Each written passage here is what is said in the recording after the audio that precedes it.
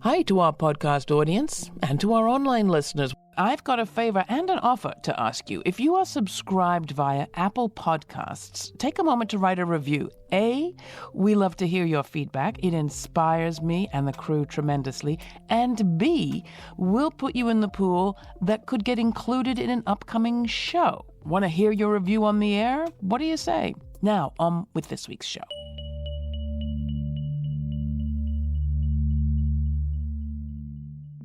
This year, more than 450,000 workers have gone on strike, and the action shows no sign of stopping. From auto plants to Amazon warehouses to Hollywood studios, pharmacies, and hospitals, workers have been taking to the streets in the U.S., and many in the labor press are celebrating this revival of labor action. But what does it all mean for workers of color, often the hardest hit and least well treated even by traditional labor organizations? And what happens when media bring a race-smart angle to their reporting of all these stories? For this month's episode of our Meet the BIPOC Press feature, I am joined once again by Sara Lomax of Philadelphia's WURD Radio. She's one of the co-founders of URL Media, a network of independent media owned and operated by people of color. Great to see you again, Sara. So good to see you and to be here, Laura. I'm so excited about this conversation because for Black people, unions have a history of locking Black folks out from a racial standpoint. And so that was the impetus of the Brotherhood of Sleeping Car Porters that was started by A. Philip Randolph in 1925 to really advocate for Black workers in particular because they were not supported and welcomed into white labor unions. So looking forward to having a discussion about what this means specifically for Black and brown communities. Well, joining us to continue this discussion, our reporter Amir Khafagy. He's on the ground in Queens, New York. He's reporting on that intersection of labor and immigration and race at Documented. And on the West Coast, from Hayward, California, we have news editor Carolyn Copeland, who's tracking national labor coverage with her team at Prism, which is an independent nonprofit newsroom run by journalists of color. So welcome both of our guests. I guess I'm going to start with you, Carolyn. Let's start with the good news. What are workers celebrating as we start this conversation? Well, I think it really depends on which union you're referring to. If you're going to speak about workers at Kaiser, for example, who just secured a contract, 75,000 Kaiser workers across the country went on strike. I think it was a 3-day strike. Across the country, they just averted a 7-day strike in November, and they made very few concessions. That was a major victory, and that's something that's rare in union negotiations and collective bargaining. UPS workers who averted a massive strike also, they would have been, I think it was 340,000 workers. I might be a little off on those numbers, but not by much. They averted a massive strike. They also didn't make very many concessions. So that's a big victory. How are unions facilitating worker power?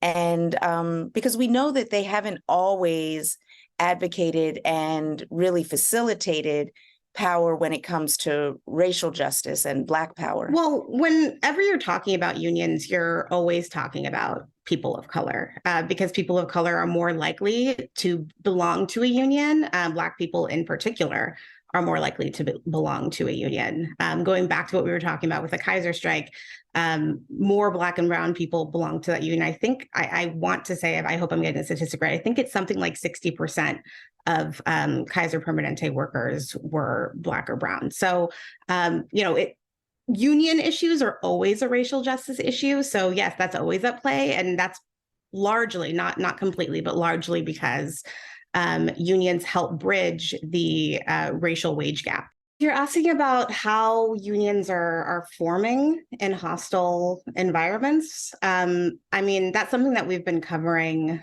pretty extensively at Prism. For example, we just did a piece on the civil rights nonprofit Color of Change. Our reporter, Alexandra Martinez, followed up with reporting on the union busting and how that was hurting their advocacy as a civil rights organization. Let me come to you, Amir, just for people that are not familiar with the whole idea of collective bargaining and why it matters.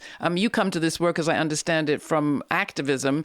In principle, how are unions supposed to help workers in those worker-employer battles over power? I often find it that many workers themselves don't know how unions work in general. They feel that unions sometimes, they don't have much education about how important unions are in terms of advocating for the workers. So in general, what a union's supposed to do is really give a collective voice for the workers, right? And it comes from the idea that a single worker cannot go to the boss and say, listen, I have all these grievances. I want you to fix my problems and all the issues that we're having at the workplace. The boss can simply fire that single worker. But if the workers come together as a group and say, listen, we have this collective issue and we need these things to be addressed, or we need some sort of change, they have more power in their numbers. Thus, the boss would be more likely to concede to some of these demands in order to keep some of the workplace peace. So essentially, a union, forget all the bureaucracy that has come over the years and stuff. A union is essentially workers coming together, demanding rights in the workplace, or demanding a better workplace. It's a problem when certain groups of workers are actually forbidden to belong to unions, as Sara pointed out at the top of the show. That's part of the history of the trade union movement. But you wrote as recently as 2020 about workers coming together, making demands, and finding themselves stalled or blocked, not only by the industry, but by the union that's supposed to represent them. Yes, sometimes unions don't always represent the best interest of the workers. And that's why the union democracy movement is very important. That doesn't get much coverage in themselves. So there are movements, especially like in New York with the home care workers, who were fighting against their own unions, the SEIU, and they were demanding, listen, we don't want this 24-hour workday. This is exhausting for us. This is killing us slowly, and we want some sort of law that gets passed, some legislative law, because they didn't have any confidence that the boss would just end 24-hour workdays, because that's an industry-wide standard, and demanding legislation to address this. And they found that their own union was blocking that. So they were going against their own union, even going so far as suing their own union to get their rights. And what happened? How did the union respond? They essentially tried to kill the bill, and they were lobbying heavily at City Hall. It was a city bill, and they had a rally outside City Hall. The union themselves, while the workers were protesting, demanding the passage of this bill, the union was across the street having a chant, kill the bill, kill the bill. And it was really demoralizing for a lot of the workers who belonged to that union. Has anything changed? I just have to find out, has anything changed since 2020? They're still fighting. There's a state law and there's a city law that they're trying to push, and they're coming against a lot of opposition. So it's still ongoing, and they're still fighting. There's a lot of unionization activity right now and union activism. What is the differentiator between those actions that are working and those that are not actually resulting in actual benefits for the members? It's a bit complicated. So a lot of like what we're seeing at Starbucks, right? It seems to be a lot of younger, new people coming into the union movement. They're kind of interjecting a new sense of energy and a new sense of identity into these union movements that are happening, because they don't have the burden of the legacy unions coming in and kind of imposing what's possible. I think what's a great example of what was possible was what happened in Amazon, right? That was an independent union movement on Staten Island in New York City, where the workers rejected a mainstream union coming in and telling them, hey, you can't do this, you can't do that. They said, well, we have a direct relationship with the workers because we are the workers. And it was successful. They have struggles now. There's a lot of internal struggle in terms of how to get a collective bargaining agreement, which is very complicated in of itself. But they were successful in the sense that unions have often struggled to organize places like Amazon and Walmart for various reasons. And I think one of the main reasons was they just really didn't have people on the ground inside these workplaces meeting the needs, the day-to-day needs of the workers. But what the Amazon labor union was able to do is like to say was, we are the workers. We know the day-to-day needs of what the workers need and want and demand, and they were able to address that and relate and build a union there. Coming to you, Carolyn, you cover, you see everything that comes through the news desk there at Prism that has to do with labor. And I was struck by how many stories are not actually about trade unions. So can you talk about how else workers are, improving their conditions? One main thing that we've been reporting on lately, or one story that we've been following, I should say, is the heat protections that workers in Miami have been fighting for. Outdoor laborers have been pushing for a heat ordinance that could become the first in the country.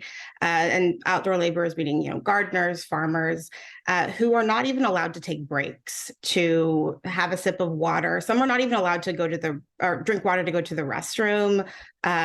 Or they're not allowed to drink water because it would cause them to go to the restroom. And so they're trying to outlaw that. And that would be the first countywide ordinance like that in the entire country. So that's one way they're pushing for it. But we're seeing things like this all across the country. What are the responses from the corporations and like management? We know that there's union busting happening, but I'm curious also, how are some organizations, as these movements continue to expand, doing things to thwart or to avoid proactively union, walkouts or activations? Well, there are a lot of things that that corporations are doing to union bust. One thing that happens a lot is captive audience meetings, mandatory meetings to discourage unions or just talk about how bad they are. Another thing that people do just to thwart the forming of a union. But when a union is already formed, maybe they'll start giving benefits to other people outside of that to sort of, to discourage new employees from joining the union. They'll cut hours. They will close down stores. They also will hire law firms to minimize union power. We're seeing that with companies like Starbucks as well. This is the Laura Flanders Show with your host, Laura. It's that time of the month for our Meet the BIPOC Press episode in partnership with URL Media, a network of media owned and operated by people of color. Laura is joined by co-host Sara Lomax, URL co-founder and president and CEO of WURD Radio.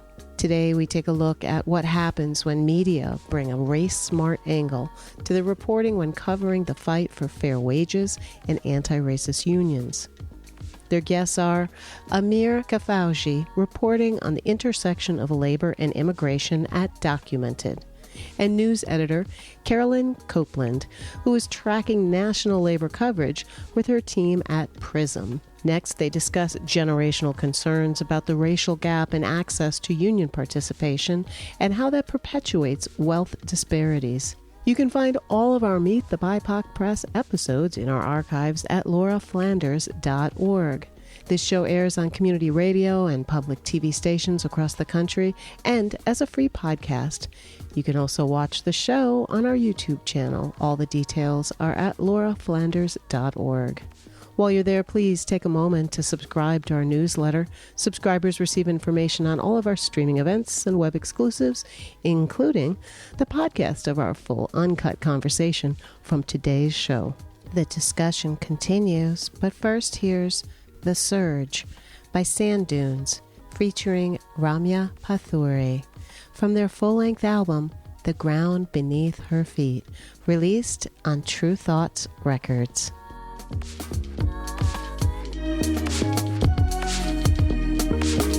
the color for my skin. Look at the blue, it's a bad dream. I can't even try and get by. These lines that keep me uptight. Painting the color for my skin. Look at the blue, it's a bad dream.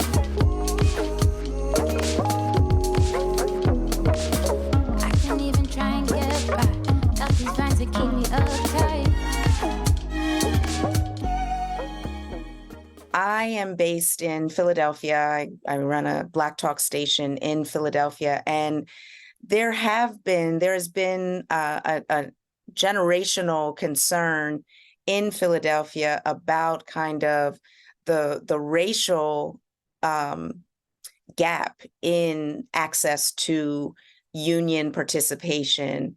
There has been, and that has been identified as a reason for maintaining kind of the racial wealth gap, that a lot of Black, in particular, workers have not been able to join some of the unions in Philadelphia, some of the skilled trades, et cetera. And it's really created, a racial hierarchy in the unions. And so I'm just curious, and maybe I'll throw this to Amir. You're in New York City.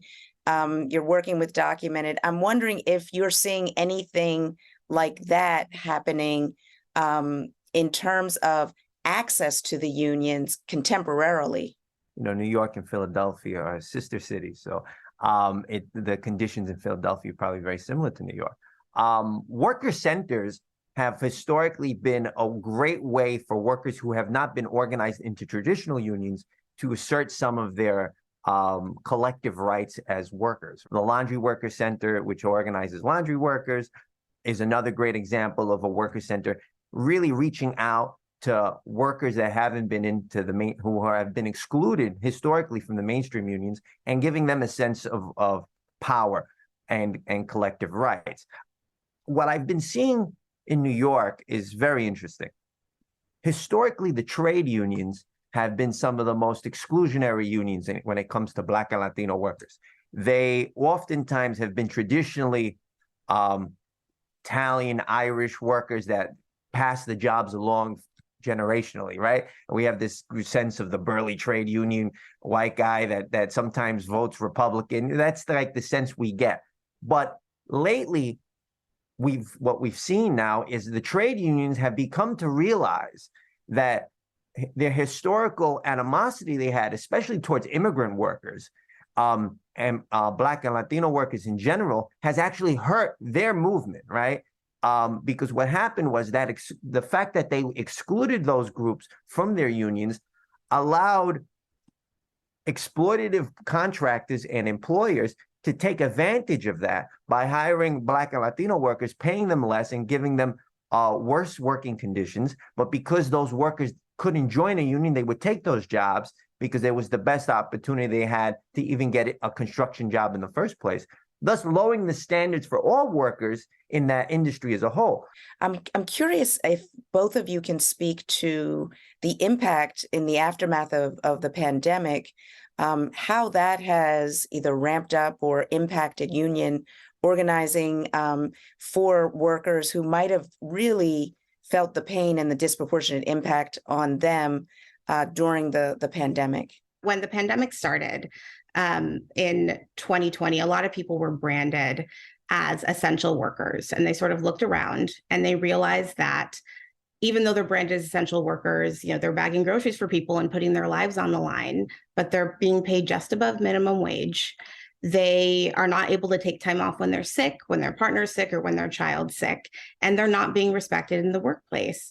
And so that right there sort of became a ripple effect, and it caused people to want to sort of fight for their rights in the workplace, or to when it became time to fight for a new contract, to put new things in it. And so that's sort of when the labor movement ramped up. And you're seeing that across different industries as well, with lots of different layoffs that are happening across industries, with massive layoffs across the country. Remote work also has changed the landscape of the economy as well. So, the pandemic really changed everything about employment and organizing as well. We know that unionizing has skyrocketed just in the past couple of years. What are you seeing as the impacts on the labor movement and the labor organizing that you see of the fact that finally in 2000, the AFL-CIO Executive Board decided to reverse its position on immigration and support legal routes to citizenship for undocumented workers? What difference has that made to this moment, do you think? Historically, especially the AFL-CIO, has had a very anti-immigration stance. they often saw immigrant workers as competitors with people born in the United States. And they often took a very right-wing position when it came to immigration. This reversal has really expanded the scope of what's possible in terms of organizing and embracing immigrant workers. Because when we talk about immigration, it's always a labor conversation. And that gets lost in the messaging when we hear about immigration. It's always about labor, if you notice that. Even now with the asylum seeker crisis happening in New York, it's always, now we're having this conversation about work permits and so on. Labor and immigration are interconnected. They're not two separate issues. Oftentimes, the right-wing talking points about immigration is, oh, they're taking jobs away from Americans and so on and so forth. So that whole language and all those concerns and everything else is all mucked up within a labor context. I think the AFL-CIO realized that the standards were being lowered across the board because their exclusionary rules that they had that barred organizing undocumented workers and immigrant workers in general really hurt workers throughout the country. And it really brought down the standards for everybody. And I think now they're realizing, listen, this was a tactic and this was an idea that we had that really wasn't working, and it was hurting us and it was hurting the labor movement, and we really now have to embrace them. Contrary to public knowledge, and a lot of people don't even know this, even within the labor movement, then undocumented workers have a right to join unions.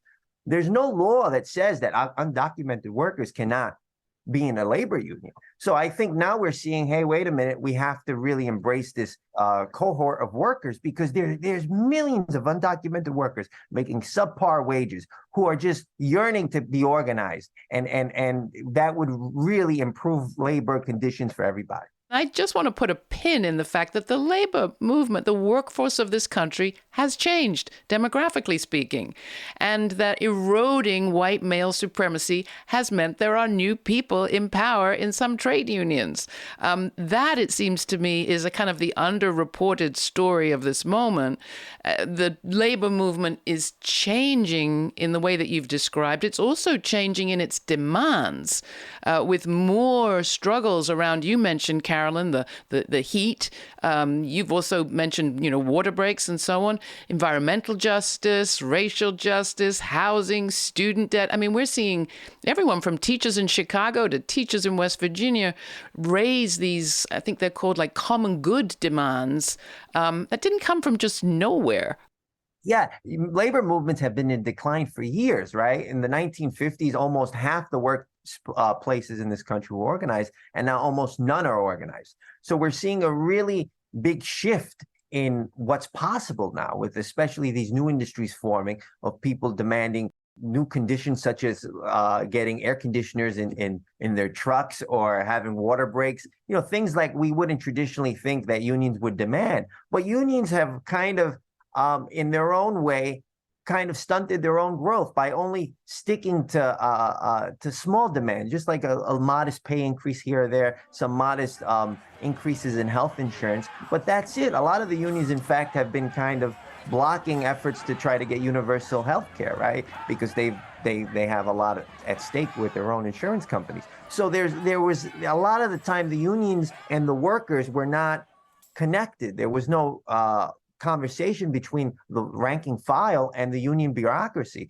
But now we're seeing a brand new demographic of people in the unions, not only in race, but also by age. A lot of young people are interested in unions and going into unions, and they're changing the conversation and demanding more than what unions were traditionally offering, and changing the conversation of what is possible. I'm curious, Carolyn, to you, we've talked a lot about the racial dynamics, but there's also gender dynamics, because as Laura mentioned, the stereotypical kind of demographic was kind of like, the white male union worker, but we're seeing a lot more women in positions of power, in positions of leadership in unions now.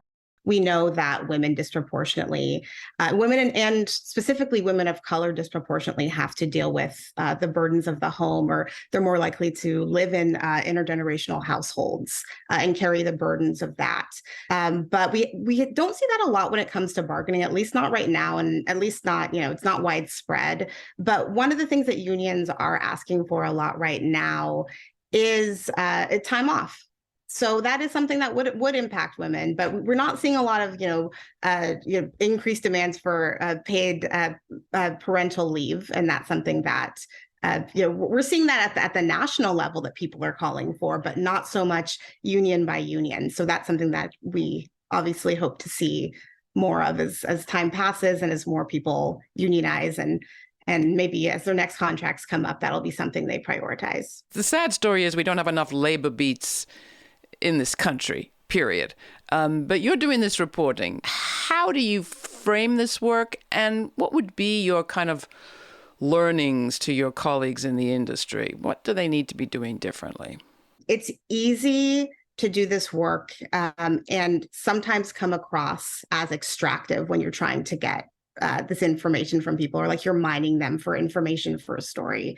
But to really build trust and to put a worker-centered story out there and to publish it and to give it time, you really have to build those relationships. And that's how you make a really personal, relatable, important story. And that's how you put that together, is by forming those relationships. And that's how you get a reporter like Amir, reporters like we have at Prism. And I think that that's what more journalists need to do, especially journalists that you see at the national level. I see that a lot from independent journalists, but not as much from people in the mainstream, because they're I think a lot of times trying so hard just to get the story out, to get it first, and not so much thinking about the impact that it has on the people that they're some kind of exploiting. I try to follow worker struggles as it progresses. I try to find unique angles to things that other reporters might report on as a breaking news, and I try to find the deeper story behind that. And that's kind of my guiding principle when I do this reporting. I always think about the workers themselves, not just the academics or the bureaucrats or the politicians. I try to center their voices above all. Sara, any closing thoughts from you? What do you think J. Philip Randolph would be thinking of this moment? So often I find mainstream reporting about these movements is very much just about management versus the workers. And I feel like today's conversation was very much looking at the complexity within the union structures, and centering the workers is always at the core of reporting like Documented and Prisms and the work that many of our URL media outlets are pursuing. We are looking at these issues from a different vantage point than maybe from the mainstream media's perspective. Well, thank you for that. And I want to thank all of our guests, Amir Khafagy, Carolyn Copeland. Thank you so much for being with us.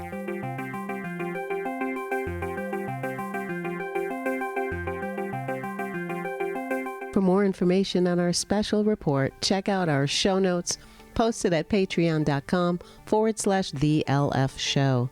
That's also where you'll find an invite to watch the premiere of each week's show on our YouTube channel and chat live in real time with Laura Flanders, Sundays at 11:30 a.m. Eastern Time.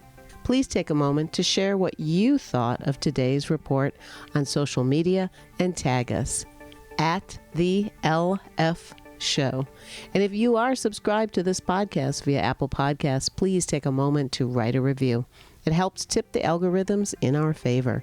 And thanks to our monthly Patreon members and all who have donated and supported the show. Your generous contributions make it possible for this show to remain free to millions on public TV, community radio, and as a podcast. Not a member yet? Commit for a few dollars a month or whatever amount you'd like at patreon.com/The LF Show. Remember, a little goes a long way. Thanks for listening. This show's produced by yours truly, Laura Flanders, with Sabrina Artel, Nat Needham, David Neumann, Jeanette Hernandez, Sarah Miller, Rory O'Connor, and Jeannie Hopper. Major funders for this program include the Novo Park, Shift, Cloud Mountain, and New York Women's Foundations, the Rising Fund, the Tides Foundation, the Women's Foundation of California, Just Impact, Jane Fonda, Kim Connor and Nick Groombridge, the Wilson Family Fund, and listeners like you. Stay kind, stay curious. Until the next time, for the Laura Flanders Show, I'm Laura.